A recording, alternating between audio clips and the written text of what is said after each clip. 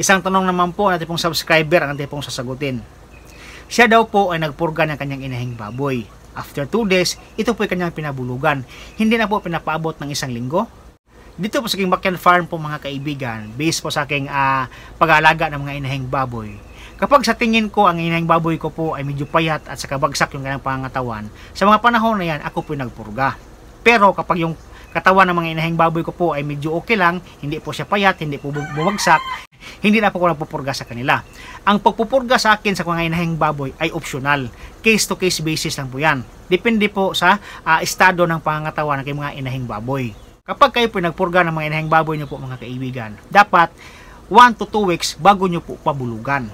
Halimbawa, kapag kayo po nagpurga ngayong araw, kinabukasan or next day, inyo pong pabubulugan, yung medisina ng purga po ay doon pa sa katawan o sa sistema natin mga alagang inahing baboy. Kaya mayroon po siyang posibilidad na maka-interfere o maapektuhan yung pamumuo ng fetus o pamumuo ng maliliit na biik doon po sa loob ng ovary natin mga inahing baboy during the time of conception, kasi nandoon pa yung medisina ng pangpurga. Kapag naapektuhan po yung mga kaibigan, mayroon pong posibilidad na malusaw po yung mga similya doon po sa loob ng tiyan yung mga inahing baboy po mga kaibigan.